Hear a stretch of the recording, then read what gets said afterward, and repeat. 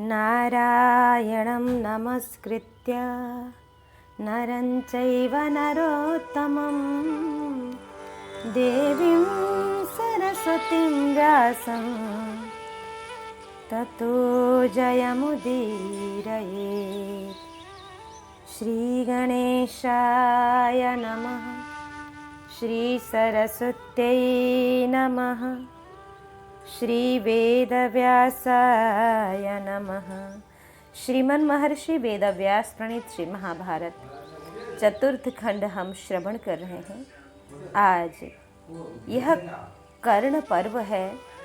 यहाँ दशमोध्याय कर्ण को सेनापति बनाने के लिए अश्वत्थामा का प्रस्ताव और सेनापति के पद पर उसका अभिषेक। यहाँ कर्ण को सेनापति बनाने के लिए अश्वत्थामा का प्रस्ताव और सेनापति के पद पर उसका अभिषेक। संजय कहते हैं, हते द्रोणे महेश्वासे तस्मिन् नहनि भारत कृते च मोह संकल्पे द्रोणपुत्री महारथी द्रवमाणे महाराज कौरवाणां बलार्णवे व्यूहा पार्था स्वकं सन्य मत्तिष्ठद भ्रातृविभृतः। भरतनंदन महाराज उस दिन जब महाधनुर्धर द्रोणाचार्य मारे गए, महारथी द्रोणपुत्र का संकल्प व्यर्थ हो गया और समुद्र के समान विशाल कौरव सेना भागने लगी। उस समय कुंती कुमार अर्जुन अपनी सेना का व्यूह बनाकर अपने भाइयों के साथ रणभूमि में डटे रहे। भरत श्रेष्ठ, उन्हें युद्ध के लिए डटा हुआ जान आपके पुत्र ने अपनी सेना को भागती देख उसे पराक्रम पूर्वक रोका। भारत इस प्रकार अपनी सेना को स्थापित करके जिन्हें अपना लक्ष्य प्राप्त हो गया था, परिश्रम पूर्वक युद्ध कर रहे थे, उन विपक्षी पांडवों के साथ दुर्योधन ने अपने ही बाहुबल के भरोसे दीर्घ काल तक युद्ध करके संध्या काल आने पर सैनिकों को शिविर में लौटने की आज्ञा दे दी। सेना को लौटाकर अपने शिविर में प्रवेश करने के पश्चात समस्त कौरव परस्पर अपने हित के लिए गुप्त मंत्रणा करने लगे। उस समय वे सब लोग बहुमूल्य बिछौनों से युक्त मूल्यवान पलंगों तथा श्रेष्ठ सिंहासनों पर बैठे हुए थे, मानो देवता सुखद शैयाओं पर विराज रहे हों।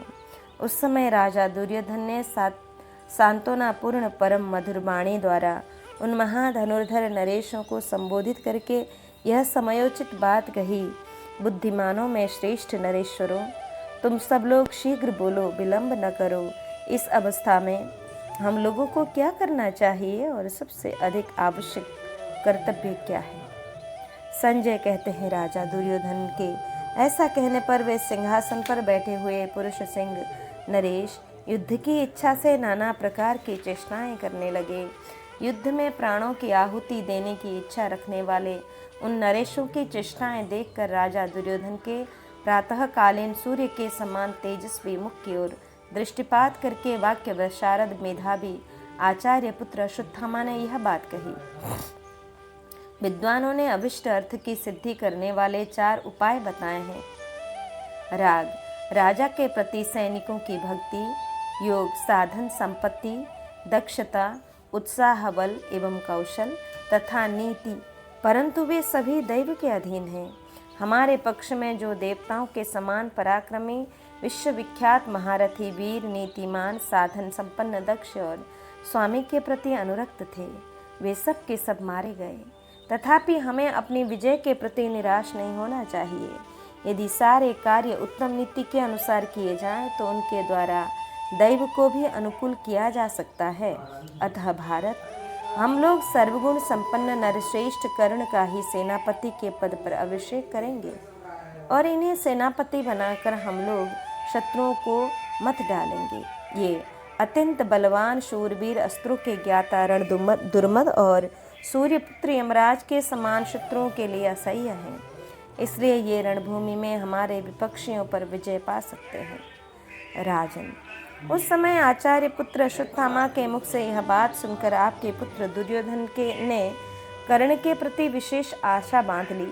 भरतनंदन, भीष्म और द्रोणाचार्य के मारे जाने पर कर्ण पांडवों को जीत लेगा, इस आशा को हृदय में रखकर दुर्योधन को बड़ी सांत्वना मिली।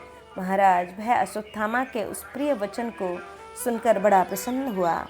तत्पश्चात अपने बाहुबल का आश्रय ले मन को सुस्थिर करके दुर्योधन ने राधापुत्र कर्ण से बड़े प्रेम और सत्कार के साथ अपने लिए हितकर यथार्थ और मंगलकारक वचन इस प्रकार कहा। कर्ण, मैं तुम्हारे पराक्रम को जानता हूँ और यह भी अनुभव करता हूँ कि मेरे प्रति तुम्हारा स्नेह बहुत अधिक है। महाबाहु, तथापि मैं तुमसे अपने हित की बात कहना चाहता हूँ।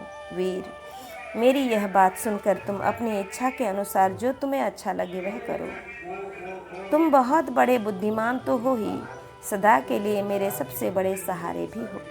मेरे दो सेनापति पितामह भीष्म और आचार्य द्रोण, जो अतिरथी वीर थे, युद्ध में मारे गए। अब तुम मेरे सेना नायक बनो, क्योंकि तुम उन दोनों से भी अधिक शक्तिशाली हो। वे दोनों महाधनुर्धर होते हुए भी बूढ़े थे और अर्जुन के प्रति उनके मन में पक्षपात था। राधानंदन, मैंने तुम्हारे कहने से ही उन दोनों वीरों को सेनापति बनाकर सम्मान किया था।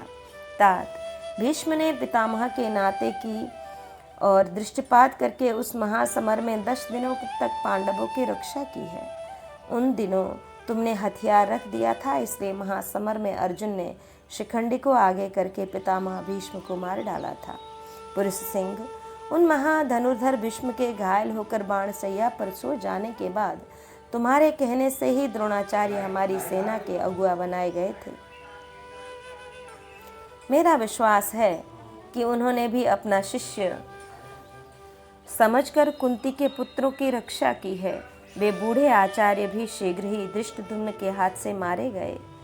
अमित पराक्रमी वीर, उन प्रधान सेनापतियों के मारे जाने के पश्चात में बहुत सोचने पर भी समरांगण में तुम्हारे समान दूसरे किसी योद्धा को नहीं देखता। हम लोगों में से तुम ही शत्रुओं पर विजय पाने में समर्थ हो, इसमें तनिक भी संदेह नहीं है। तुमने पहले, बीच में और पीछे भी हमारा हित ही किया है। तुम धुरंधर पुरुष की भांति युद्धस्थल में सेना संचालन का भार बहन करने के योग्य हो, इसलिए स्वयं ही अपने आप को सेनापति के पद पर अभिषिक्त कराओ।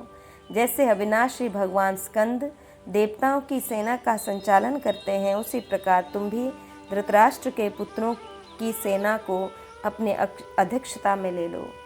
जैसे देवराज इंद्र ने दानवों का संहार किया था, उसी प्रकार तुम भी समस्त शत्रुओं का वध करो। जैसे दानव भगवान विष्णु को देखते ही भाग जाते हैं, उसी प्रकार पांडव तथा पांचाल महारथी तुम्हें रणभूमि में सेनापति के रूप में उपस्थित देखकर भाग खड़े होंगे। अतः पुरुष सिंह, तुम इस विशाल सेना का संचालन करो। तुम्हारे सावधानी के साथ खड़े होते हुए ही मूर्ख पांडव पांचाल और संजय अपने मंत्रियों सहित भाग जाएंगे। जैसे उदित हुआ सूर्य अपने तेज से तपकर घोर अंधकार को नष्ट कर देता है, उसी प्रकार तुम भी शत्रुओं को संतप्त एवं नष्ट करो। संजय कहते हैं, राजन, आपके पुत्र के मन में जो यह प्रबल आशा हो गई थी कि भीष्म और द्रोण के मारे जाने पर कर्ण पांडवों को जीत लेगा, वही आशा मन में लेकर उस समय उसने कर्ण से इस प्रकार कहा, सूत पुत्र, अर्जुन तुम्हारे सामने खड़े होकर कभी युद्ध करना नहीं चाहते हैं। कर्ण ने कहा, गांधारी नंदन, मैंने तुम्हारे समेत पहले ही यह बात कह दी है कि मैं पांडवों को उनके पुत्रों और श्री कृष्ण के साथ ही परास्त कर दूंगा।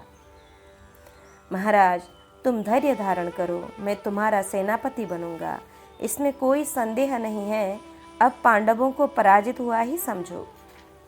संजय कहते हैं कि महाराज, कर्ण के ऐसा कहने पर राजा दुर्योधन अन्य सामंत नरेशों के साथ उसी प्रकार उठकर खड़ा हो गया जैसे देवताओं के साथ इंद्र खड़े हो गए होते हों। जैसे देवताओं ने स्कंद को सेनापति बनाकर उनका सत्कार किया था, उसी प्रकार समस्त कौरव कर्ण को सेनापति बनाकर उसका सत्कार करने के लिए उद्यत हुए और राजन विजयाभिलाषी दुर्योधन आदि राजाओं ने शास्त्रोक्त विधि के द्वारा कर्ण का अभिषेक किया। अभिषेक के लिए सोने तथा मिट्टी के घड़ों में अभिमंत्रित जल रखे गए थे। हाथी के दांत तथा गैंडे और बैल के सींगों के बने हुए पात्रों में भी पृथक पृथक जल रखा गया था। उन पात्रों में मणि और मोती भी थे। अनन्य पवित्र गंधशाली पदार्थ और औषध भी डाले गए थे। कर्ण गूलर काठ की बनी हुई चौकी पर, जिसके ऊपर रेशमी कपड़ा बिछा हुआ था, सुखपूर्वक बैठा था। उस अवस्था में शास्त्रीय विधि के अनुसार पूर्वोक्त सुसंचित सामग्रियों द्वारा ब्राह्मणों, क्षत्रियों, वैश्यों तथा सम्मानित शूद्रों ने उसका अभिषेक किया और अभिषेक हो जाने पर श्रेष्ठ आसन पर बैठे हुए महात्मा कर्ण की उन सब लोगों ने स्तुति की। राजेंद्र, इस प्रकार अभिषेक कार्य संपन्न हो जाने पर शत्रु वीरों का संहार करने वाले राधा पुत्र कर्ण ने स्वर्ण मुद्राएं, गौएं तथा धन देकर श्रेष्ठ ब्राह्मणों से स्वस्ति वाचन कराया। उस समय सूत, मागध और बंदीजनों द्वारा की हुई अपनी स्तुति सुनता हुआ राधा पुत्र कर्ण वेदवादी ब्राह्मणों द्वारा अभिमंत्रित उदयकालीन सूर्य के समान सुशोभित हो रहा था। तत्पश्चात पुण्य वाचन के शब्द से, वाद्यों की गंभीर ध्वनि से तथा शूरवीरों के जय जयकार से मिली जुली हुई भयंकर आवाज वहां सब ओर गूंज उठी। उस स्थान पर एकत्र हुए सभी राजाओं ने राधा पुत्र कर्ण की जय के नारे लगाए। बंदीजनों तथा ब्राह्मणों ने उस समय पुरुष शिरोमणि कर्ण को आशीर्वाद देते हुए कहा, राधा पुत्र, तुम कुंती के पुत्रों को उनके सेवकों तथा श्री कृष्ण के साथ महासमर में जीत लो और हमारी विजय के लिए कुंती कुमारों को पांचालों सहित मार डालो। ठीक उसी तरह जैसे सूर्य अपनी उग्र किरणों द्वारा सदा उदय होते हैं, अंधकार का उदय होते ही अंधकार का विनाश कर देते हैं, जैसे उल्लू सूर्य की प्रज्वलित किरणों की ओर देखने में असमर्थ होते हैं, उसी प्रकार तुम्हारे छोड़े हुए बाणों की ओर श्री कृष्ण सहित समस्त पांडव नहीं देख सकते। जैसे हाथ में वज्र लिए हुए इंद्र के सामने दानव नहीं खड़े हो सकते, उसी प्रकार समरांगण में तुम्हारे सामने पांचाल और पांडव नहीं ठहर सकते हैं। राजन, इस प्रकार अभिषेक संपन्न हो जाने पर अमित तेजस्वी राधा पुत्र कर्ण अपनी प्रभा तथा रूप से दूसरे सूर्य के समान अधिक प्रकाशित होने लगा। काल से प्रेरित हुआ आपका पुत्र दुर्योधन राधा कुमार कर्ण को सेनापति के पद पर अभिषिक्त करके अपने आप को कृतकृत्य मानने लगा। राजन, शत्रुदमन कर्ण ने भी सेनापति का पद प्राप्त करके सूर्योदय के समय सेना को युद्ध के लिए तैयार होने की आज्ञा दे दी। भारत, वहाँ आपके पुत्रों से घिरा हुआ कर्ण तारकामय संग्राम में देवताओं से घिरे हुए स्कंद के समान सुशोभित हो रहा था। यहाँ कर्ण के सेनापतित्व में कौरव सेना का युद्ध के लिए प्रस्थान और मकर व्यूह का निर्माण तथा पांडव सेना के अर्धचंद्राकार व्यूह की रचना और युद्ध का आरंभ। धृतराष्ट्र ने पूछा, सैनापत्यं तु संप्राप्य कर्णो वै कर्तनस्तदा तथुक्तश्च स्वयं राज्ञा स्निग्धं भ्रातृसमं वच। संजय सेनापति का पद पाकर जब परम बुद्धिमान वैकर्तन कर्ण युद्ध के लिए तैयार हुआ और जब स्वयं राजा दुर्योधन ने उसके भाई के समान स्नेहपूर्ण वचन कहा, उस समय सूर्योदय काल में सेना को युद्ध के लिए तैयार होने की आज्ञा देकर उसने क्या किया, यह मुझे बताओ। संजय ने कहा, भरत श्रेष्ठ, कर्ण का मत जानकर आपके पुत्रों ने आनंदमय वाद्यों के साथ सेना को तैयार होने का आदेश दिया। माननीय नरेश, अत्यंत प्रातः काल से ही आपकी सेना में सहसा तैयार हो जाओ का शब्द गूंज उठा। प्रजानाथ, सजाए जाते हुए बड़े बड़े गजराजों, जाते हुए घोड़ों तथा उतावली पूर्वक एक दूसरे को पुकारते हुए घोड़ों तथा योद्धाओं का महान तुमुल नाद आकाश में बहुत ऊंचे तक गूंज रहा था। तदंतर सूतपुत्र कर्ण निर्मल सूर्य के समान तेजस्वी और सब ओर से पताकाओं द्वारा सुशोभित रथ के द्वारा रण यात्रा के लिए उद्यत दिखाई दिया। उस रथ में श्वेत पताका फहरा रही थी। बगुलों के समान सफ़ेद रंग के घोड़े जुते हुए थे। उस पर एक ऐसा धनुष रखा हुआ था जिसके पृष्ठभाग पर सोना मढ़ा गया था। उस रथ की पताका पर हाथी के रस्से का चिन्ह बना हुआ था। उसमें गदा के साथ ही सैकड़ों तरकस रखे गए थे। रथ की रक्षा के लिए ऊपर से आभरण लगाया गया था। उसमें शतघ्नी, किंकिणी, शक्ति, शूल और तोमर संचित करके रखे गए थे तथा वह रथ अनेक धनुषों से संपन्न था। राजन, कर्ण सोने की जालियों से विभूषित शंख को बजाता हुआ अपने सुवर्ण सज्जित विशाल धनुष की टंकार कर रहा था।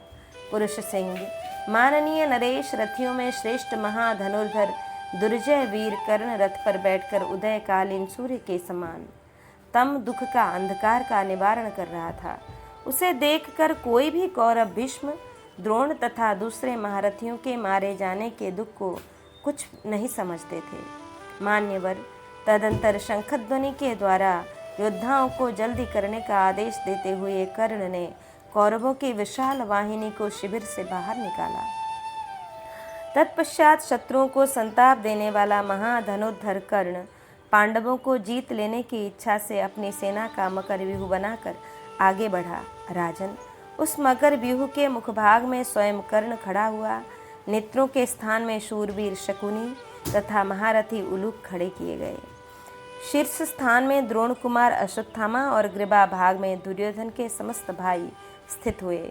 मध्य स्थान कटि प्रदेश में विशाल सेना से घिरा हुआ राजा दुर्योधन खड़ा था। राजेंद्र, उस मकर व्यूह के बाएं पैर की जगह नारायणी सेना के रणदुर्मद गोपालों के साथ कृतवर्मा खड़ा किया गया था। राजन, व्यूह के दाहिने पैर के स्थान में महाधनुर्धर त्रिगर्तों और दाक्षिणात्यों से घिरे हुए सत्य पराक्रमी कृपाचार्य खड़े थे। बाएं पैर के पिछले भाग में मद्र देश की विशाल सेना के साथ स्वयं राजा शल्य उपस्थित थे। महाराज, दाहिने पैर के पिछले भाग में 1 सहस्त्र रथियों और 300 हाथियों से घिरे हुए सत्य प्रतिज्ञ सुषेण खड़े किए गए थे। व्यूह के पुच्छ भाग में महापराक्रमी दोनों भाई राजा चित्र और चित्रसेन अपने विशाल सेना के साथ उपस्थित हुए। राजेंद्र, मनुष्यों में श्रेष्ठ कर्ण के इस प्रकार यात्रा करने पर धर्मराज युधिष्ठिर ने अर्जुन की ओर देखकर इस प्रकार कहा, वीर पार्थ, देखो इस समय युद्धस्थल में धृतराष्ट्र पुत्रों की सेना कैसी स्थिति में है। कर्ण ने वीर महारथियों द्वारा इसे किस प्रकार सुरक्षित कर दिया है। महाबाहो, कौरवों की इस विशाल सेना के प्रमुख वीर तो मारे जा चुके हैं। अब इसके तुच्छ सैनिक ही शेष रह गए हैं। इस समय तो यह मुझे तिनकों के समान जान पड़ता है। इस सेना में एकमात्र महाधनुर्धर सूतपुत्र कर्ण विराजमान है, जो रथियों में श्रेष्ठ है तथा जिसे देवता, असुर, गंधर्व, किन्नर, बड़े बड़े नाग एवं चराचर प्राणियों सहित तीनों लोकों के लोग मिलकर भी नहीं जीत सकते। महाबाहु फाल्गुन, आज उसी कर्ण को मारकर तुम्हारी विजय होगी और मेरे हृदय में 12 वर्षों से जो सेल कसक रहा है वह निकल जाएगा। महाबाहो, ऐसा जानकर तुम्हारी जैसी इच्छा हो वैसे व्यूह की रचना करो। भाई की यह बात सुनकर श्वेतवाहन पांडुपुत्र अर्जुन ने इस कौरव सेना के मुकाबले में अपनी सेना के अर्धचंद्रकार व्यूह की रचना की। उस व्यूह के वाम पार्श्व में भीमसेन और दाहिने पार्श्व में महाधनुर्धर धृष्टद्युम्न खड़े किए। उसके मध्य भाग में राजा युधिष्ठिर और पांडुपुत्र धनंजय खड़े थे और धर्मराज के पृष्ठ भाग में नकुल और सहदेव थे। पांचाल महारथी युधामन्यु और उत्तमौजा अर्जुन के चक्र रक्षक थे। किरीटधारी अर्जुन से सुरक्षित होकर उन दोनों ने युद्ध में कभी उनका साथ नहीं छोड़ा। भारत शेषवीर नरेश कवच धारण करके व्यूह के विभिन्न भागों में अपने उत्साह और प्रत्येक के अनुसार खड़े हुए थे। भरत नंदन, इस प्रकार इस व्यूह की रचना करके पांडवों तथा आपके महाधनुर्धरों ने युद्ध में ही मन लगाया। युद्धस्थल में सूतपुत्र कर्ण के द्वारा व्यूह रचना पूर्वक खड़ी की गई आपकी सेना को देखकर भाइयों सहित दुर्योधन ने यह मान लिया कि अब तो पांडव मारे गए। उसी प्रकार अब पांडव सेना का व्यूह देखकर राजा युधिष्ठिर ने भी कर्ण सहित आपके सभी पुत्रों को मारा गया ही समझ लिया। राजन, तदंतर दोनों सेनाओं में चारों ओर महान शब्द करने वाले शंख, भेरी, पड़व, आनक, दुंदुभी और झांझ आदि बाजे बज उठे। नगाड़े पीटे जाने लगे। साथ ही विजय की अभिलाषा रखने वाले शूरवीरों का सिंहनाद भी होने लगा। जनेश्वर घोड़ों के हींसने, हाथियों के चिंघाड़ने तथा रथ के पहियों के घरघराहट के भयंकर शब्द प्रकट होने लगे। भारत व्यूह के मुख्य द्वार पर कवच धारण किए महाधनुर्धर कर्ण को खड़ा देख कोई भी सैनिक द्रोणाचार्य के मारे जाने का दुख का अनुभव न कर सका। राजन, वे दोनों सेनाएं हर्षोत्फुल्ल मनुष्यों से भरी थी। राजन, वे बलपूर्वक परस्पर चोट करने और जूझने की इच्छा से मैदान में आकर खड़ी हुई थी। राजेंद्र, वहां रोष में भरकर सावधानी के साथ खड़े हुए कर्ण और पांडव अपनी अपनी सेना में विचरने लगे। ये दोनों सेनाएं परस्पर नृत्य करती हुई भिड़ गईं। युद्ध की अभिलाषा रखने वाले वीर उन दोनों व्यूह के पक्ष और प्रपक्ष से निकलने लगे। महाराज, तदंतर एक दूसरे पर आघात करने वाले मनुष्य, हाथी, घोड़ों और रथों का वह महान युद्ध आरंभ हो गया। यहाँ दोनों सेनाओं का घोर युद्ध और भीमसेन के द्वारा क्षेमद्युति का वध। संजय कहते हैं, ते सेनन्योन्यमासाद्य प्रहृष्टास्वनरद्वीपे बृहत्यो संप्रजभ्राते देवासुर समप्रभे। राजन, उन दोनों सेनाओं के हाथी, घोड़े और मनुष्य बहुत प्रसन्न थे। देवताओं तथा असुरों के समान प्रकाशित होने वाली वे दोनों विशाल सेनाएं परस्पर भिड़कर अस्त्र शस्त्रों का प्रहार करने लगी।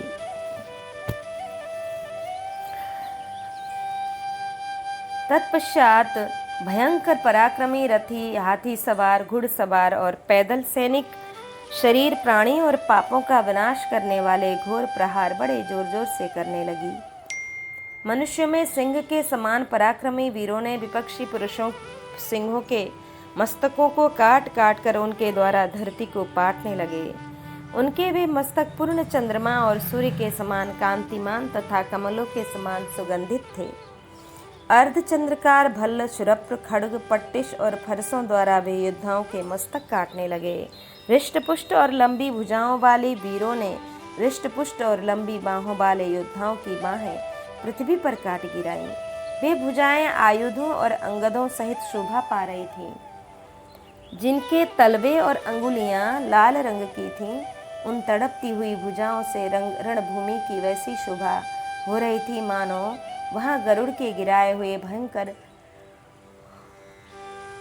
पंचमुख सर्प छटपटा रहे हों। शत्रुओं द्वारा मारे गए वीर हाथी, रथ, घोड़ों से उसी प्रकार गिर रहे थे जैसे स्वर्गवासी जीव पुण्य क्षीण होने पर वहां के विमानों से नीचे गिर पड़ते हैं। अन्य सैकड़ों वीर बड़े बड़े वीरों द्वारा भारी गदाओं, परिघों और मुसलों से कुचले जाकर भूमि पर गिर रहे थे।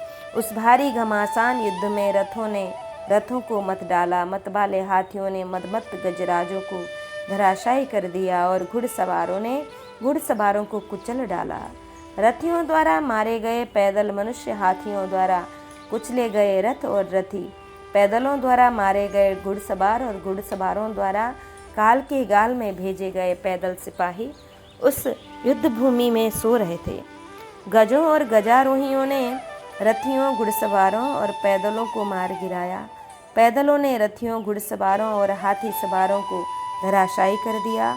घुड़सवारों ने रथियों, पैदलों और गजारोहियों को मार डाला तथा रथियों ने भी पैदल मनुष्य और गजारोहियों को मार गिराया। पैदल, घुड़सवार, हाथी सवार तथा रथियों ने रथियों, घुड़सवारों ने हाथी सवारों और पैदलों का हाथों, पैरों, अस्त्र शस्त्रों एवं रथों द्वारा महान संहार कर डाला। इस प्रकार जब शूरवीरों द्वारा वह सेना मारी जाने लगी और मारी गई, तब कुंती के पुत्रों ने भीमसेन को आगे रखकर हम लोगों पर आक्रमण किया। धृष्टद्युम्न, शिखंडी, द्रौपदी के पुत्र प्रभद्रक, सात्विकी, चेकिदान, द्राविड़ सैनिकों सहित महान व्यूह से घिरे हुए पांड्य, चोल तथा केरल आदि योद्धाओं ने धावा किया। इन सब की छाती चौड़ी और भुजाएं तथा आंखें बड़ी थीं। वे सबके सब ऊंचे कद के थे। उन्होंने भांति भांति के शिरोभूषण एवं हार धारण किए थे। उनके दांत लाल थे और मतवाले हाथी के समान वे पराक्रमी थे। उन्होंने अनेक प्रकार के रंगीन वस्त्र पहन रखे थे और पैदल और अपने अंगों में सुगंधित चूर्ण लगा रखा था। उनकी कमर में तलवार बंधी थी। वे हाथ में पाश लिए हुए थे और हाथियों को भी रोक देने की शक्ति रखते थे। राजन, वे सभी सैनिक समान रूप से मृत्यु को वर्ण करने की प्रतिज्ञा करके एक दूसरे के साथ नहीं छोड़ते थे। वे मस्तक पर मोर पंख धारण किए हुए थे। उनके हाथों में धनुष शोभा पाता था। उनके केश बहुत लंबे बड़े थे और प्रिय वचन बोलते थे। अनन्य पैदल और घुड़सवार भी बड़े भयंकर पराक्रमी थे। तदंतर पुनः दूसरे शूरवीर चेदी, पांचाल, केके, कारुष, कौशल, काची निवासी और मागध सैनिक भी हमी लोगों पर चढ़ाए। उनके रथ, घोड़े और हाथी उत्तम कोटि के थे। पैदल सैनिक भी बड़े भयंकर थे। वे नाना प्रकार के बाजे बजाने वालों के साथ हर्ष में भरकर नाचने कूदने और हंसते थे। उस विशाल सेना के मध्य भाग में हाथी की पीठ पर बड़े बड़े महाबतों से घिरकर बैठे हुए भीमसेन आपके सैनिकों की ओर बड़े बड़े आ रहे थे। उस अत्यंत भयंकर गजराज को विधिपूर्वक सजाया गया था। वह सूर्योदय से युक्त उदयाचल के उच्चतम शिखर के समान सुशोभित होता था। उसका लोहे का बना हुआ उत्तम कवच श्रेष्ठ रत्नों से विभूषित होकर ताराओं से भरे हुए शरतकालीन आकाश के समान प्रकाशित हो रहा था। उस समय सुंदर मुकुट और आभूषणों से विभूषित हो, हाथ में तोमर लेकर शरतकाल के मध्याह्न सूर्य के समय समान प्रकाशित होने वाले भीमसेन अपने तेज से शत्रुओं को दग्ध करने लगे। उनके उस हाथी को दूर से ही देखकर हाथी पर ही बैठे हुए महान क्षेमधुर्ति ने महामानस्वी भीमसेन को ललकारते हुए उन पर धावा किया। जैसे वृक्षों से भरे हुए दो महान पर्वत दैवोच्छा से परस्पर टकरा रहे हों, उसी प्रकार उन भयानक रूपधारी दोनों गजराजों में बड़ा भारी युद्ध छिड़ा। जिनके हाथी एक दूसरे से उलझे हुए थे। वे दोनों वीर क्षेमधुर्ति और भीमसेन सूर्य की किरणों के समान चमकीले तोमरों द्वारा एक दूसरे को बलपूर्वक विदीर्ण करते हुए जोर जोर से गर्जना करने लगे। फिर हाथियों द्वारा भी पीछे हटकर वे दोनों मंडलाकार विचरने और धनुष लेकर एक दूसरे पर बाणों का प्रहार करने लगे। वे गरजते, ताल ठोकने और बाणों के शब्द से चारों ओर के योद्धाओं को हर्ष प्रदान करते हुए सिंहनाद कर रहे थे। वे दोनों महाबली वीर विद्वान योद्धा उन सूंड उठाए हुए दोनों रथियों द्वारा युद्ध कर रहे थे। उस समय उन हाथियों के ऊपर लगी हुई पताकाएं हवा के वेग से फहरा रही थी। जैसे वर्षा काल के दो मेघ पानी बरसा रहे हों, उसी प्रकार शक्ति और तोमरों की वर्षा से एक दूसरे के धनुष को काटकर वे दोनों ही परस्पर गर्जना तर्जना करने लगे। उस समय क्षेमधुर्ति ने भीमसेन की छाती में बड़े वेग से एक तोमर धंसा दिया। फिर गर्जना करते हुए उसने उन्हें 6 तोमर और मारे। अपने शरीर में धंसे हुए उन तोमरों द्वारा क्रोध से उद्दीप्त शरीर वाले भीमसेन मेघों द्वारा 7 घोड़ों वाले सूर्य के समान सुशोभित हो रहे थे। तब भीमसेन ने सूर्य के समान प्रकाशमान तथा सीधी गति से जाने वाले एक लोहमय तोमर को अपने शत्रु पर प्रयत्नपूर्वक छोड़ दिया। यह देख कुतुल देश के राजा क्षेमधुर्ति ने अपने धनुष को नभाकर 10 सहायकों से उस तोमर को काट डाला और 7 बाण मारकर भीमसेन को भी और घायल कर दिया। तत्पश्चात गरजते हुए पांडुपुत्र भीमसेन ने मेघ गर्जना के समान गंभीर घोष करने वाले धनुष को लेकर अपने बाणों द्वारा शत्रु के हाथ को पीड़ित कर दिया। युद्धस्थल में भीमसेन के बाण समूह से पीड़ित हुआ वह गजराज हवा के उड़ाए हुए बालकों के समान रोकने पर भी वहां न रुक सका। जैसे आंधी के उड़ाए हुए मेघ के पीछे वायु प्रेरित दूसरा मेघ जा रहा हो, उसी प्रकार भीमसेन का भयंकर गजराज क्षेमदूर्ति के उस हाथी का पीछा करने लगा। उस समय प्रतापी क्षेमदूर्ति ने अपने हाथी को किसी प्रकार रोककर सामने आते हुए भीमसेन के हाथों को बाणों से बींध डाला। उसके बाद अच्छी तरह छोड़े हुए झुकी हुई गांठ वाले क्षुर नामक बाण से भीमसेन ने शत्रु के धनुष को काटकर उसके हाथी को पुनः अच्छी तरह पीड़ित किया। तब क्षेमदूति ने कपित हो ब्राह्मण रणभूमि में भीमसेन को गहरी चोट पहुंचाई और उनके अनेक नाराजों द्वारा उनके हाथी संपूर्ण मर्मस्थानों में आघात किया। भारत इससे भीमसेन का महान गजराज पृथ्वी पर गिर पड़ा। उसके गिरने से पहले ही भीमसेन कूदकर भूमि पर गिर पड़े थे। तदंतर भीम ने भी अपनी गदा से क्षेमदूति के हाथी को मार डाला। फिर जब उसे मरे हुए हाथी से कूदकर क्षेमदूति तलवार उठाए सामने आने लगा, उस समय भीमसेन ने उस पर भी गदा से प्रहार किया। गदा की चोट खाकर उसके प्राण पखेरु उड़ गए और वह तलवार लिए हुए अपने हाथी के पास ही गिर पड़ा। भरत श्रेष्ठ, जैसे वज्र के आघात से टूट फूट कर गिरे हुए पर्वत के समीप वज्र का मारा हुआ सिंह हो, उसी प्रकार उस हाथी के समीप क्षेमदूर्ति धराशायी हो रहे थे।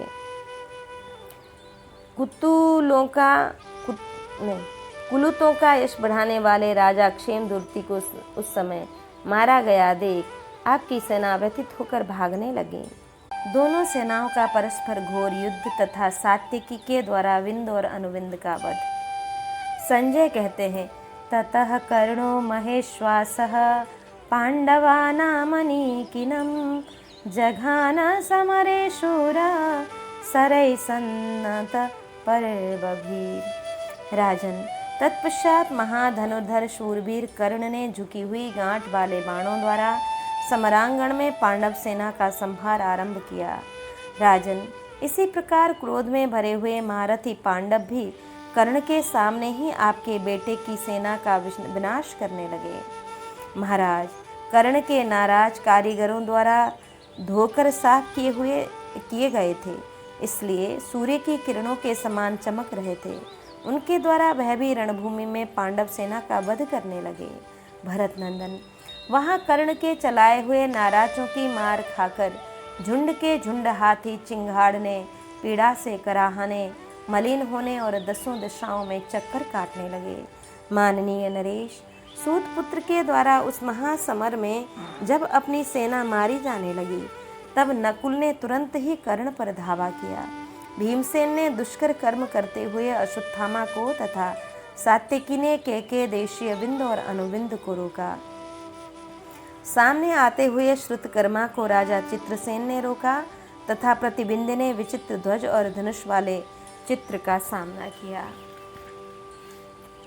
दुर्योधन ने धर्मपुत्र राजा युधिष्ठिर पर और क्रोध में भरे हुए अर्जुन ने समसप्तक गणों पर धावा किया। बड़े बड़े वीरों का संहार करने वाले उस महासंग्राम में धृष्टद्युम्न कृपाचार्य के साथ युद्ध करने लगे और शिखंडी कभी पीछे न हटने वाले कृतवर्मा से भिड़ गया। महाराज, श्रुतकीर्ति ने शल्य पर और प्रतापी माद्री कुमार सहदेव ने आपके पुत्र दुशासन पर आक्रमण किया।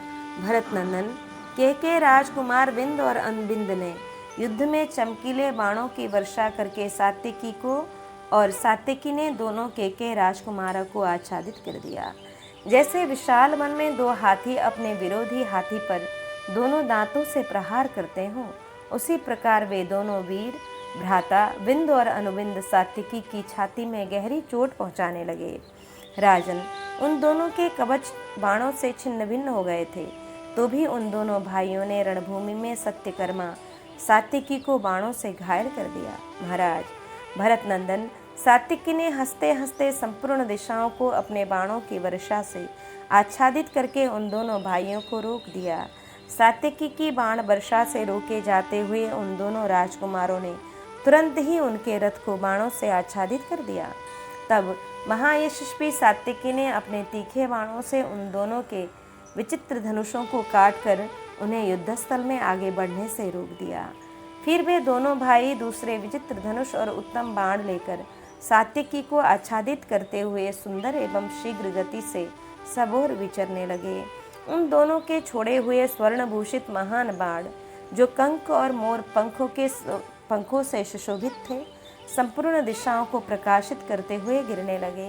राजन, उस महासमर में उन दोनों के बाणों से अंधकार छा गया। फिर उन तीनों महारथियों ने एक दूसरे के धनुष काट डाले। महाराज, फिर तो रणदुर्मद सात्यकी कुपित हो उठे। उन्होंने युद्धस्थल में दूसरा धनुष लेकर उसकी प्रत्यंचा चढ़ाई और एक अत्यंत तीखे सुरप्र के द्वारा अनुविंद का सिर काट दिया। राजन, उस महासमर में मारे गए अनुविंद का कुंडल मंडित महान मस्तक शंबरासुर के सिर के समान कटकर गिरा और समस्त कैकेय को शोक में डालता हुआ शीघ्र पृथ्वी पर जा गिरा। शूरवीर अनुविंद को मारा गया देख उसके महारथी भाई विंद ने अपने धनुष पर प्रत्यंचा चढ़ाकर सात्यकी को चारों ओर से रोका। उसने शिला पर तेज किए हुए सुवर्ण पंख युक्त 60 बाणों द्वारा सात्यकी को घायल करके बड़े जोर की गर्जना की और कहा, खड़ा रहे, खड़ा रहे।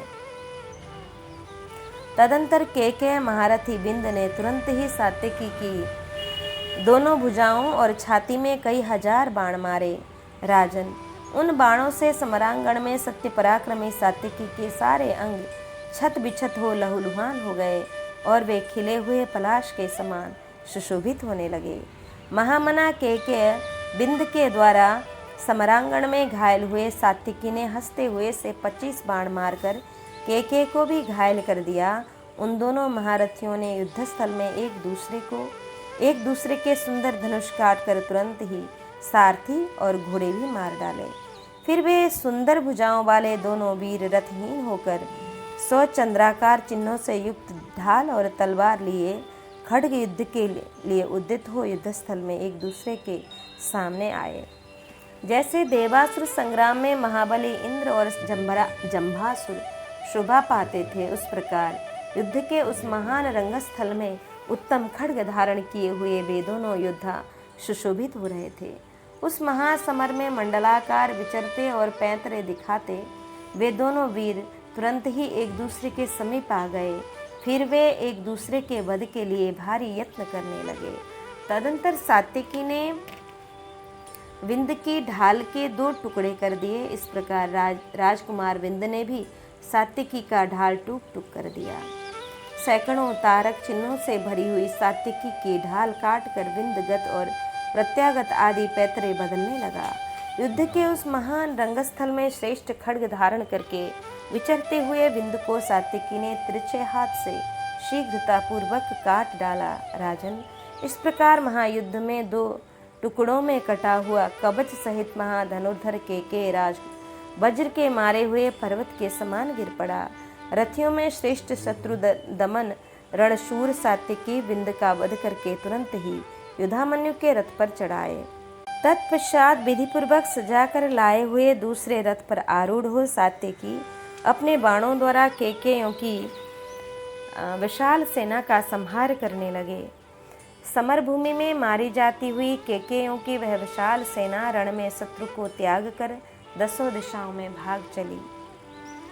यहाँ द्रौपदी पुत्र श्रुतकर्मा और प्रतिबिंध्य द्वारा क्रमशः चित्रसेन एवं चित्र का वध, कौरव सेना का पलायन तथा अश्वत्थामा का भीमसेन पर आक्रमण। संजय कहते हैं, श्रुतकर्मा ततो राजं चित्रसेनं महीपतिं आजघ्ने समरे क्रुद्ध 50 शतभिः शिलीमुखैः। राजन, तदंतर श्रुतकर्मा ने समरांगण में कुपित हो राजा चित्रसेन को 50 बाण मारे। नरेश्वर, अभिसार के राजा चित्रसेन ने झुकी हुई गांठ वाले 9 बाणों से श्रुतकर्मा को घायल करके 5 से उनके सारथी को भी बींध डाला। तब क्रोध में भरे हुए श्रुतकर्मा ने सेना के मुहाने पर तीखे नाराज से चित्रसेन के मर्मस्थल पर आघात किया। महामना श्रुतकर्मा के नाराज से अत्यंत घायल होने पर वीर चित्रसेन को मूर्छा आ गई, वे अचेत हो गए। इसी बीच में महायशस्वी श्रुतकीर्ति ने 90 बाणों से भूपाल चित्रसेन को आच्छादित कर दिया। तदंतर होश में आकर महारथी चित्रसेन ने एक भल्ल से श्रुतकर्मा का धनुष काट डाला और उसे भी 7 बाणों से घायल कर दिया। तब श्रुतकर्मा ने शत्रुओं के वेग को नष्ट करने वाले दूसरा सुवर्ण भूषित धनुष लेकर चित्रसेन को अपने बाणों की लहरों से विचित्र रूपधारी बना दिया। विचित्र माला धारण करने वाले नवयुवक राजा चित्रसेन उन बाणों से चित्रित हो युद्ध के महान रंगस्थल में कांटों से भरे हुए शाही के समान सुशोभित होने लगे। तब उस शूरवीर नरेश ने श्रुतकर्मा की छाती में बड़े वेग से नाराज का प्रहार किया और कहा, खड़ा रहे, खड़ा रहे। उस समय नाराज से घायल हुआ श्रुतकर्मा समरांगण में उसी प्रकार रक्त बहाने लगा जैसे गेरू से भीगा हुआ पर्वत लाल रंग की जलधारा बहाता हो। तत्पश्चात खून से लथपथ अंगों वाला वीर श्रुतकर्मा समरांगण में उस रुधिर से अभिनव शोभा धारण करके खिले हुए पलाश वृक्ष के समान सुशोभित हुआ। राजन, शत्रु के द्वारा इस प्रकार आक्रांत होने पर श्रुतकर्मा कुपित हो उठा और उसने राजा चित्रसेन के शत्रु निवारक धनुष के 2 टुकड़े कर डाले। महाराज, धनुष कट जाने पर चित्रसेन को आच्छादित करते हुए श्रुतकर्मा ने सुंदर पंख वाले 300 नाराजों द्वारा उसे घायल कर दिया। तदंतर एक पैनी धार वाले तीखे भल्ल से उसने महामना चित्रसेन के शिरस्त्राण सहित मस्तक को काट दिया। चित्रसेन का भयदीप्तिशाली मस्तक पृथ्वी पर गिर पड़ा, मानो चंद्रमा देवोच्छावस स्वर्ग से भूतल पर गिरा हो। माननीय नरेश, अभिसार देश के अधिपति राजा चित्रसेन को मारा गया देख उनके सैनिक बड़े वेग से भागने लगे। तत्पश्चात क्रोध में भरे हुए महाधनुर्धर श्रुतकर्मा ने अपने बाणों द्वारा उस सेना पर आक्रमण किया, मानो प्रलय काल में कुपित हुए यमराज समस्त प्राणियों पर धावा बोल रहे हों। युद्ध में आपके धनुर्धर पौत्र श्रुतकर्मा द्वारा मारे जाते हुए वे सैनिक दावानल में झुलसे हुए हाथियों के समान तुरंत ही संपूर्ण दिशाओं में भाग गए। शत्रु पर विजय पाने वाला उत्साह छोड़कर भागते हुए उन सैनिकों को देखकर अपने तीखे बाणों से उन्हें खदेड़ते हुए श्रुतकर्मा की अपूर्व शोभा हो रही थी। दूसरी ओर प्रतिबिंद ने 5 बाणों द्वारा चित्र को क्षत विक्षत करके 3 बाणों से सारथी को घायल कर दिया और 1 बाण से उसके ध्वज को भी बींध डाला। तब चित्र ने कंक और मयूर की पांखों से युक्त स्वच्छ धार और सुनहरे पंख वाले 9 भल्लों से प्रतिबिंद की दोनों भुजाओं और छाती में गहरी चोट पहुंचाई। भारत, प्रतिबिंद ने अपने बाणों द्वारा उसके धनुष को काटकर 5 तीखे बाणों से चित्र को भी घायल कर दिया। महाराज, तदंतर चित्र ने आपके पौत्र पर घोर अग्निशिखा के समान सुवर्णमय घंटों से सुशोभित एक दुर्धर्ष शक्ति चलाई। समरांगण में बड़ी भारी उल्का के समान सहसा आती हुई उस शक्ति को प्रतिबिंद ने हंसते हुए से 2 टुकड़ों में काट डाला। प्रतिबिंद के तीखे बाणों से 2 टूक होकर भय शक्ति प्रलय काल में संपूर्ण प्राणियों को भयभीत करने वाली अशनि के समान गिर पड़ी। उस शक्ति को नष्ट हुई देख चित्र ने सोने की जालियों से विभूषित एक विशाल गदा हाथ में ले ली और उसे प्रतिबिंद पर छोड़ दिया। उस गदा ने महासमर में प्रतिबिंद के घोड़ों और सारथी को मार डाला और रथ को भी चूर चूर करती हुई वह बड़े वेग से पृथ्वी पर गिर पड़ी। भारत, इसी बीच में रथ से कूदकर प्रतिबिंद ने चित्र पर एक सुवर्णमय दंड वाली सुसज्जित शक्ति चलाई। राजन, महामना राजा चित्र ने अपनी ओर आती हुई उस शक्ति को हाथ से पकड़ लिया और फिर उसी को प्रतिबिंद पर दे मारा। वह अत्यंत कांतिमती शक्ति रणभूमि में शूरवीर प्रतिबिंद को जा लगी और उसकी दाहिनी भुजा को विदीर्ण करती हुई पृथ्वी पर गिर पड़ी। जहाँ वह गिरी उस स्थान को बिजली के समान प्रकाशित करने लगी। राजन, तब अत्यंत क्रोध में भरे हुए प्रतिबिंद ने चित्र के वध की इच्छा से उसके ऊपर एक सुवर्ण भूषित तोमर का प्रहार किया। वह तोमर उसके कवच और वक्षस्थल को विदीर्ण करता हुआ तुरंत धरती में समा गया, जैसे कोई बड़ा सर्प बिल में घुस गया हो। तोमर से अत्यंत आहत हो राजा चित्र अपनी परिघ के समान मोटी और विशाल भुजाओं को फैलाकर तत्काल पृथ्वी पर गिर पड़ा। चित्र को मारा गया देख संग्राम में शोभा पाने वाले आपके योद्धा प्रतिबिंब पर चारों ओर से वेग पूर्वक टूट पड़े। जैसे बादल सूर्य को ढक लेते हैं, उसी प्रकार उन योद्धाओं ने नाना प्रकार के बाणों और छोटी छोटी घंटियों सहित शतघ्नियों का प्रहार करके उसे आच्छादित कर दिया। जैसे वज्रधारी इंद्र असुरों की सेना को खदेड़ते हैं, उसी प्रकार युद्धस्थल में महाबाहु प्रतिबिंब ने अपने बाण समूहों से उन अस्त्र शस्त्रों को नष्ट करके आपकी सेना को मार भगाया। नरेश्वर, समर भूमि में पांडवों की मार खाकर आपके सैनिक हवा के उड़ाए हुए बादलों के समान सहसा छिन्न भिन्न होकर बिखर गए। उनके द्वारा मारी जाती हुई आपकी वह सेना जब चारों ओर भागने लगी, तब अकेले अश्वत्थामा ने तुरंत ही महाबली भीमसेन पर आक्रमण कर दिया। फिर तो देवासुर संग्राम में वृत्रासुर और इंद्र के समान उन दोनों वीरों में सहसा घोर युद्ध छिड़ गया। यहाँ अश्वत्थामा और भीमसेन का अद्भुत युद्ध तथा दोनों का मूर्छित हो जाना। संजय कहते हैं, भीमसेनं ततो द्रोणी राजन् बिव्याधपत्रिणा परया त्वरया युक्तो दर्शयन्नस्त्रलाघवम्। यहाँ अश्वत्थामा और भीमसेन का अद्भुत युद्ध तथा दोनों का मूर्छित हो जाना। संजय कहते हैं, भीमसेनं ततो द्रोणी राजन् विद्याधपत्रिणा परया त्वरया युक्तो दर्शयन्नस्त्रलाघवम्।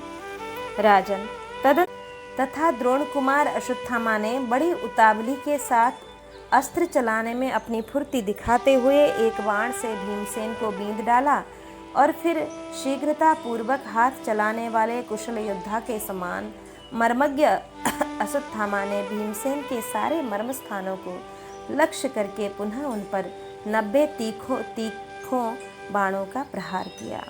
राजन, अश्वत्थामा के तीखे बाणों से समरांगण में आच्छादित हुए भीमसेन किरणों वाले सूर्य के समान सुशोभित होने लगे। तदंतर पांडुपुत्र भीम ने अच्छी तरह चलाए हुए 1000 बाणों से द्रोणपुत्र को आच्छादित करके घोर सिंहनाद किया। राजन, अश्वत्थामा ने अपने बाणों से भीमसेन के बाणों का निवारण करके युद्धस्थल में उन पांडुपुत्र के ललाट में मुस्कुराते हुए से एक नाराज का प्रहार किया। नरेश्वर, जैसे वन में मदोन्मत्त गेंडा सींग धारण करता है, उसी प्रकार पांडुपुत्र भीम ने अपने ललाट में धसे हुए उस बाण को धारण कर रखा था। तत्पश्चात महापराक्रमी भीमसेन ने रणभूमि में विजय के लिए प्रयत्नशील अश्वत्थामा के ललाट में भी मुस्कुराते हुए से 3 नाराजों से प्रहार किया। ललाट में धसे हुए उन तीनों बाणों द्वारा वह ब्राह्मण वर्षा काल में भीगे हुए शिखरों वाले उत्तम पर्वत के समान अद्भुत शोभा पाने लगा। तब अश्वत्थामा ने सैकड़ों बाणों से पांडुपुत्र भीमसेन को पीड़ित किया, परंतु जैसे हवा पर्वत को नहीं हिला सकती, उसी प्रकार वह उन्हें कंपित न कर सका। इसी प्रकार हर्ष और उत्साह में भरे हुए पांडुपुत्र भीमसेन भी युद्ध में सैकड़ों तीखे बाणों का प्रहार करके द्रोणपुत्र अश्वत्थामा को विचलित न कर सके। ठीक उसी तरह जैसे जल का महान प्रवाह किसी पर्वत को हिला डुला नहीं सकता, वे दोनों मदोन्मत्त बलोन्मत्त महारथी वीर श्रेष्ठ रथों पर बैठकर एक दूसरे को भयंकर बाणों द्वारा आच्छादित करते हुए बड़ी शोभा पा रहे थे। जैसे संपूर्ण लोकों का विनाश करने के लिए उगे हुए 2 तेजस्वी सूर्य अपनी किरणों द्वारा परस्पर ताप दे रहे हों, उसी प्रकार वे दोनों वीर अपने उत्तम बाणों द्वारा एक दूसरे को संतप्त कर रहे थे। उस महासमर में बदला लेने का यत्न करते हुए वे दोनों योद्धा निर्भय से होकर अपने बाण समूहों द्वारा परस्पर घात प्रतिघात के लिए प्रयत्नशील थे। वे दोनों नरश्रेष्ठ संग्राम भूमि में 2 व्याघ्रों के समान विचर रहे थे। धनुष ही उन व्याघ्रों के मुख और बाण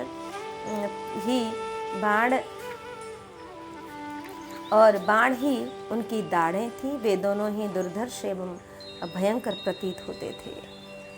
आकाश में मेघों की घटा से आच्छादित हुए चंद्रमा और सूर्य के समान वे दोनों वीर सब ओर से बाण समूह द्वारा ढक कर अदृश्य हो गए थे।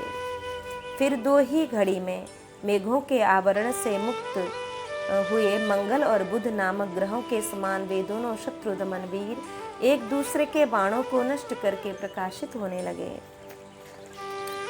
इस प्रकार चलने वाले उस भयंकर संग्राम में वही द्रोणपुत्र अश्वत्थामा भीमसेन को अपनी दाहिने भाग में कर दिया। फिर जैसे मेघ जल की धाराओं से पर्वत को ढक सा लेता है, उसी प्रकार भयंकर एवं सैकड़ों बाणों द्वारा भय भीमसेन को आच्छादित करने लगा। परंतु भीमसेन शत्रु के इस विजय सूचक लक्षण को सहन न कर सके। राजन, पांडुपुत्र भीम ने भी गत प्रत्यागत आदि मंडल भागों विभिन्न पैतरों में अश्वत्थामा को दाहिने करके बदला चुका दिया। उन दोनों पुरुष सिंहों में मंडलाकार घूम कर भांति भांति के पैतरे दिखाते हुए भयंकर युद्ध होने लगा। वे कान तक खींचकर छोड़े हुए बाणों से परस्पर चोट पहुंचाने और एक दूसरे के वध के लिए भारी यत्न करने लगे। दोनों ही युद्धस्थल में एक दूसरे को रथहीन कर देने की इच्छा करने लगे। तदंतर महारथी अश्वत्थामा ने बड़े बड़े अस्त्र प्रकट किए, परंतु पांडुपुत्र भीमसेन ने समरांगण में अपने अस्त्रों द्वारा ही उन सबको नष्ट कर दिया। महाराज, फिर तो जैसे प्रजा के संहार काल में ग्रहों का घोर युद्ध होने लगता है, उसी प्रकार उन दोनों में भयंकर अस्त्र युद्ध छिड़ गया। भारत, उन दोनों के छोड़े हुए वे बाण संपूर्ण दिशाओं को प्रकाशित करते हुए आपकी सेना के चारों ओर गिरने लगे। नरेश्वर, उस समय बाण समूह से व्यक्त हुआ आकाश बड़ा भयंकर प्रतीत होने लगा। ठीक उसी तरह जैसे प्रजा के संहार काल में होने वाला युद्ध उल्कापात से व्यक्त होने के कारण अत्यंत भयंकर दिखाई देता है। भरत नंदन, वहाँ बाणों के परस्पर टकराने की चिंगारियों तथा प्रज्वलित लपटों के साथ आग प्रकट हो गई, जो दोनों सेनाओं को दग्ध किए देती थी। प्रभु महाराज, उस समय वहाँ उड़कर आते हुए सिद्ध परस्पर इस प्रकार कहने लगे, यह युद्ध तो सभी युद्धों से बढ़कर हो रहा है। अन्य ये सब युद्ध तो इसकी 16वीं कला के बराबर भी नहीं थे। ऐसा युद्ध फिर कभी नहीं होगा। ये ब्राह्मण और क्षत्रिय दोनों ही अद्भुत ज्ञान से संपन्न हैं।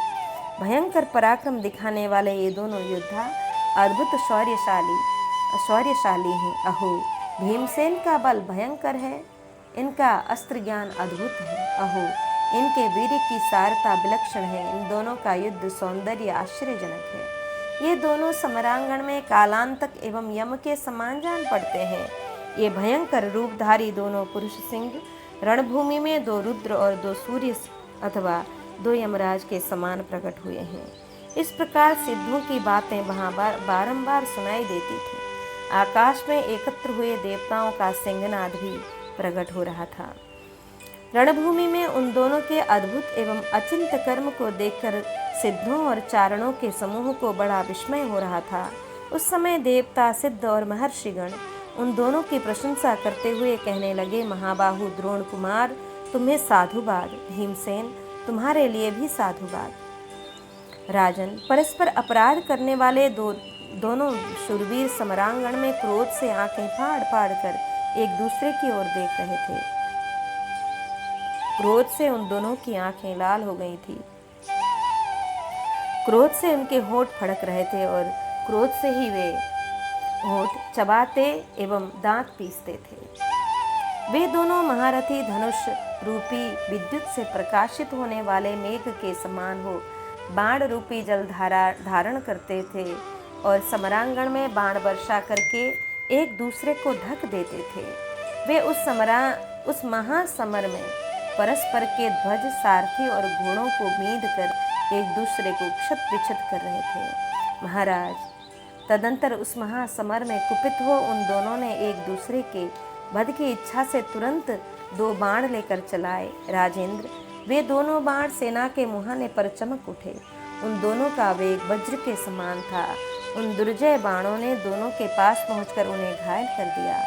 परस्पर के वेग से छूटे हुए उन बाणों द्वारा अत्यंत घायल हो वे पराक्रमी वीर अपने अपने रथ की बैठक में तत्काल गिर पड़े। राजन, तत्पश्चात सारथी द्रोणपुत्र को अचेत जानकर सारी सेना के देखते देखते उसे रणक्षेत्र से बाहर हटा ले गया। महाराज, इस प्रकार बारंबार विह्वल होते हुए शत्रुतापन पांडुपुत्र भीमसेन को भी रथ द्वारा उनका सारथी विशोक युद्धस्थल से अन्यत्र हटा ले गया। धृतराष्ट्र ने कहा, यथा संसप्तकै साधुर्मर्जुन स्याद्भवद्रणः अन्येषां च महीपानां पांडवैस्तद्ब्रवीहि मे। संजय सप्तकों के साथ अर्जुन का तथा अन्य पांडवों के साथ दूसरे राजाओं का जिस प्रकार युद्ध हुआ वह मुझे बताओ। सूत, अश्वत्थामा और अर्जुन का जो युद्ध हुआ था तथा अन्य पांडवों के साथ अनान्य नरेशों का जैसा संग्राम हुआ था उसका मुझसे वर्णन करो। संजय ने कहा, राजन, कौरव वीरों का शत्रुओं के साथ देह पाप और प्राणों का नाश करने वाला संग्राम जिस प्रकार हुआ था वह बताता हूँ, आप मुझसे सारी बातें सुनिए। शत्रुनाशक अर्जुन ने समुद्र के समान अपार संसप्तक सेना में प्रवेश करके उसे उसी प्रकार शुद्ध कर डाला जैसे प्रचंड वायु सागर में ज्वर उठा देती है। धनंजय ने अपने तीखे भल्लों से वीरों के सुंदर नेत्र, भौं और दांतों से सुशोभित पूर्ण चंद्रमा के समान मनोहर मुख वाले मस्तकों को काट कर तुरंत ही वहाँ की धरती को पाट दिया, मानो वहाँ बिना नाल के कमल बिछा दिया हो। अर्जुन ने समरभूमि में अपने छुरों द्वारा शत्रुओं की उन भुजाओं को भी काट डाला जो 5 मुख वाले सर्पों के समान दिखाई देती थीं, जो गोल, लंबी, पुष्ट तथा अंगूरू एवं चंदन से चर्चित थीं और जिनमें आयुध एवं दस्ताने भी मौजूद थे। पांडुपुत्र धनंजय ने शत्रुओं के रथों में जोते हुए भारवाही घोड़ों, सारथियों, ध्वजों, धनुषों, बाणों और रत्न भूषण भूषित हाथों को बारंबार काट डाला। राजन, अर्जुन ने युद्धस्थल में कई हजार बाण मारकर रथियों, घोड़ों और उन सब के सवारों को भी यमलोक पहुंचा दिया। उस समय संसप्तक वीर अत्यंत रोष में भरकर मैथुन की इच्छा वाली गाय के लिए लड़ने वाले मदमत्त सांडों के समान गर्जन एवं हुंकार करते हुए कुपित अर्जुन की ओर टूट पड़े और जैसे सांड एक दूसरे को सींगों से मारते हैं उसी प्रकार वे अपने ऊपर प्रहार करते हुए अर्जुन को बाणों से चोट पहुंचाने लगे। अर्जुन और समसप्तकों का वह घोर युद्ध त्रैलोक्य विजय के लिए वज्रधारी इंद्र के साथ घटित हुए दैत्यों के संग्राम के समान रोंगटे खड़े कर देने वाला था। अर्जुन ने सब ओर से शत्रुओं के अस्त्रों का अपने अस्त्रों द्वारा निवारण कर उन्हें तुरंत ही अनेक बाणों से घायल करके उन सब के प्राण हर लिए। अर्जुन ने समसप्तकों के रथ के त्रिवेणु, चक्र और धुरों को छिन्न भिन्न कर दिया, योद्धाओं, अश्वों तथा सारथी को मार डाला, आयुधों और तरकसों का विध्वंस कर डाला, ध्वजाओं के टुकड़े टुकड़े कर दिए, जोत और लगाम काट डाले, रक्षा के लिए लगाए गए चर्ममय आवरण और कुबर नष्ट कर दिए, रथ तल्प और जुए तोड़ दिए तथा रथ की बैठक और धुरों को जोड़ने वाले काष्ठ के टुकड़े टुकड़े कर डाले। जैसे हवा महान मेघों को छिन्न भिन्न कर देती है, उसी प्रकार विजयशील अर्जुन ने रथ के खंड खंड करके सबको आश्चर्य में डालते हुए अकेले ही सहस्त्रों महारथियों के समान दर्शनीय पराक्रम किया जो शत्रुओं का भय बढ़ाने वाला था। सिद्धों तथा देवर्षियों के समुदायों एवं चारणों ने भी अर्जुन की भूरी भूरी प्रशंसा की। देवताओं की दुंदुभियां बज उठी, आकाश से श्री कृष्ण और अर्जुन के मस्तक पर फूलों की वर्षा होने लगी तथा इस प्रकार आकाशवाणी हुई, जो सदा चंद्रमा की कांति, अग्नि की दीप्ति, वायु का बल और सूर्य का तेज धारण करते हैं, वे ही ये दोनों वीर श्री कृष्ण और अर्जुन हैं।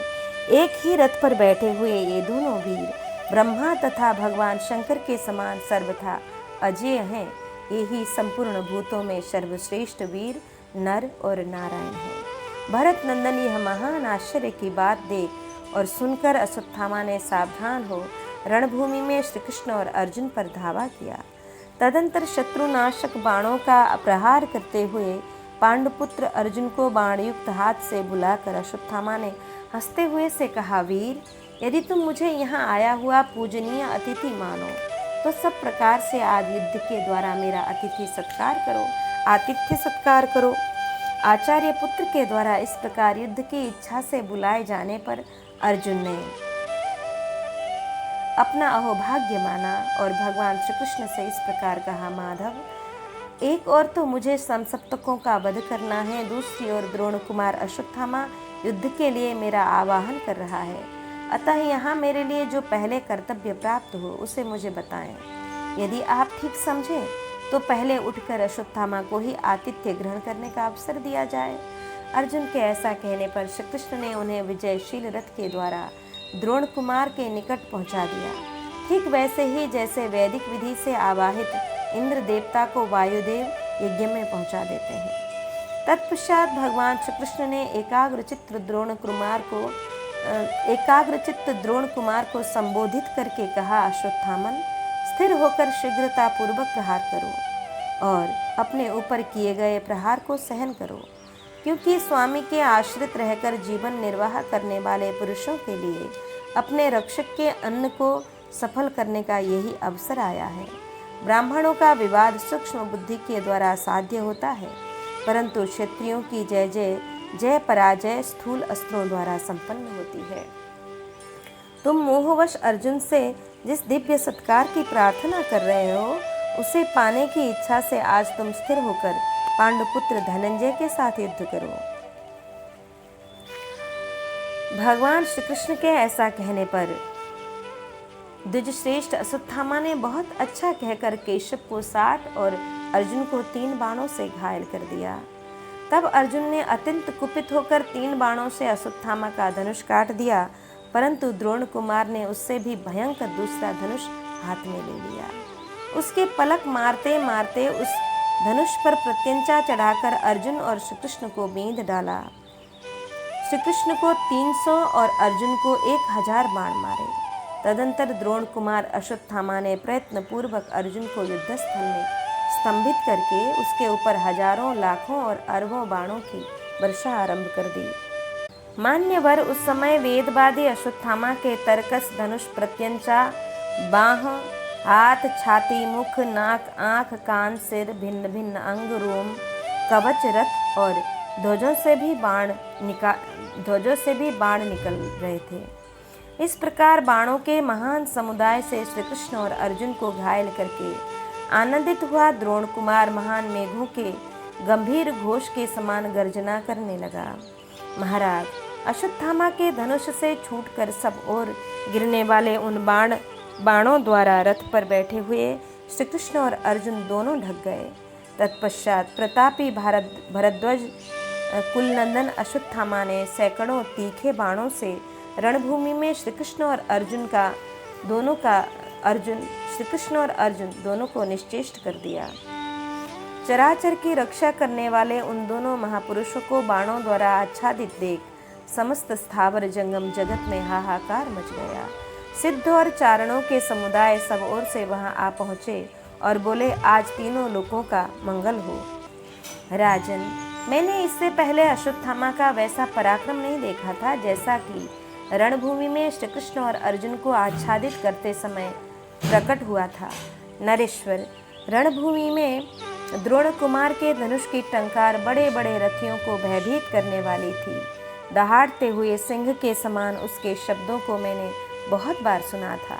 युद्ध में विचरते हुए अश्वत्थामा के धनुष की प्रत्यंचा दाएं बाएं बाण छोड़ते समय बादल में बिजली के समान चमकती दिखाई देती थी। शीघ्रता करने और दृढ़तापूर्वक हाथ चलाने वाले पांडुपुत्र धनंजय उस समय भारी मोह में पड़कर केवल देखते ही रह गए थे। उन्हें युद्ध में ऐसा मालूम होता था कि अश्वत्थामा ने मेरा पराक्रम हर लिया है। राजन, उस समय समरांगण में वैसा पराक्रम करते हुए द्रोण कुमार अश्वत्थामा का शरीर ऐसा डरावना हो गया था कि उसकी ओर देखना कठिन हो रहा था। पिनाक पाणी भगवान रुद्र का जैसा रूप दिखाई देता था वैसा ही उसका भी था। प्रजानाथ, जब वहाँ द्रोणपुत्र बढ़ने लगा और कुंती कुमार का पराक्रम घटने लगा तब श्री कृष्ण को बड़ा रोष हुआ। राजन, क्रोधपूर्वक लंबी सांस खींचते हुए संग्राम भूमि में अश्वत्थामा की ओर इस प्रकार देखने लगे मानो उसे अपनी दृष्टि द्वारा दग्ध कर देंगे। अर्जुन की ओर भी वे बारंबार दृष्टिपात करने लगे। फिर कुपित हुए श्री कृष्ण ने अर्जुन से प्रेम पूर्वक कहा कि पार्थ, भरत नंदन, मैं इस युद्ध में तुम्हारे अंदर यह अत्यंत अद्भुत परिवर्तन देख रहा हूँ कि आज द्रोण कुमार रणभूमि में तुमसे आगे बढ़ा जा रहा है। क्या तुम्हारे हाथ में गांडीव धनुष है या तुम्हारी मुट्ठी ढीली पड़ गई है? क्या तुम्हारी दोनों भुजाओं में पहले के समान ही बल और पराक्रम है? क्योंकि इस समय संग्राम में द्रोण पुत्र को मैं तुमसे बढ़ा चढ़ा देख रहा हूँ। भरत श्रेष्ठ, यह मेरे गुरु का पुत्र है। ऐसा समझकर इसे सम्मान देते हुए तुम इसकी उपेक्षा न करो। पार्थ, यह उपेक्षा का अवसर नहीं है। भगवान श्री कृष्ण का यह कथन तथा अश्वत्थामा के उस सिंहनाद को सुनकर पुत्र अर्जुन ने श्री कृष्ण से कहा, माधव, देखिए तो सही, गुरुपुत्र अश्वत्थामा मेरे प्रति कैसी दुष्टता कर रहा है। यह अपने बाणों के घेरे में डालकर हम दोनों को मारा गया समझता है। मैं अभी अपनी शिक्षा और बल से इस मनोरथ को नष्ट कर देता हूँ। ऐसा कहकर भरत श्रेष्ठ अर्जुन ने अश्वत्थामा के चलाए हुए उन बाणों में से प्रत्येक के 3-3 टुकड़े करके उन सब को उसी प्रकार नष्ट कर दिया जैसे हवा कोहरे को उड़ा देती है। तदंतर पांडुकुमार अर्जुन ने पुनः घोड़े, सारथी, रथ, हाथी, पैदल समूह और ध्वजों सहित समसप्तक सैनिकों को अपने भयंकर बाणों द्वारा बींध डाला। उस समय वहाँ जो मनुष्य जिस रूप में दिखाई देते थे, वे स्वयं ही अपने आप को बाणों से व्यक्त मानने लगे। गांडीव धनुष से छूटे हुए नाना प्रकार के बाण रणभूमि में 1 कोस से अधिक दूरी पर खड़े हुए हाथियों और मनुष्यों को भी मार डालते थे। जैसे जंगल में कुल्हाड़ों से काटने पर बड़े बड़े वृक्ष धराशायी हो जाते हैं, उसी प्रकार वहाँ मद की वर्षा करने वाले गजराजों के शूंड दंड भल्लों से कट कट कर धरती पर गिरने लगे। सूंड कटने के पश्चात वे पर्वतों के समान हाथी अपने सवारों सहित उसी प्रकार गिर जाते थे जैसे वज्रधारी इंद्र के वज्र से विदीर्ण होकर गिरे हुए पहाड़ों के ढेर लगे हों। धनंजय अपने बाणों द्वारा सुशिक्षित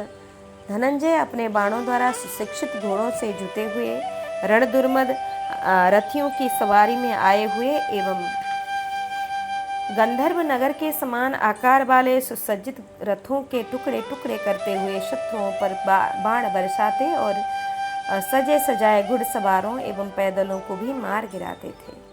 अर्जुन रूपी प्रलयकालीन सूर्य ने जिसका शोषण करना कठिन था, अर्जुन रूपी प्रलयकालिक सूर्य ने जिसका शोषण करना बड़ा कठिन था, ऐसे समसप्तक सैन्य रूपी महासागर को अपनी बाणमयी प्रचंड किरणों से सोख लिया।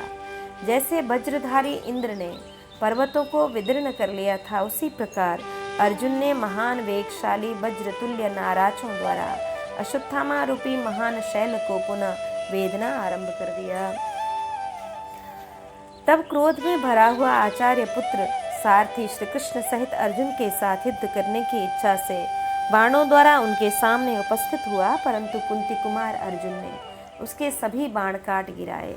तदंतर अत्यंत कुपित हुआ अश्वत्थामा पांडुपुत्र अर्जुन को उसी प्रकार अपने अस्त्र अर्पित करने लगा जैसे कोई गृहस्थ योग्य अतिथि को अपना सारा घर सौंप देता है। तब पांडुपुत्र अर्जुन समसप्तकों को छोड़कर द्रोणपुत्र अश्वत्थामा के सामने आए, ठीक उसी तरह जैसे दाता पंक्ति में बैठने के अयोग्य ब्राह्मण को छोड़कर याचना करने वाले पक्ति पावन ब्राह्मण की ओर जाता है। इस प्रकार श्री महाभारत कर्ण पर्व में अश्वत्थामा और अर्जुन का संवाद विषय यह 16वां अध्याय यहाँ पूर्ण हुआ। आज के पारायण को श्री ठाकुर जी के चरण कमल में अर्पित करके हम यहाँ विश्राम लेंगे। हे कृष्ण गोविंद हरे मुरारे, हे नाथ नारायण वासुदेव, अनंत वैकुंठ मुकुंद कृष्ण गोविंद दामोदर।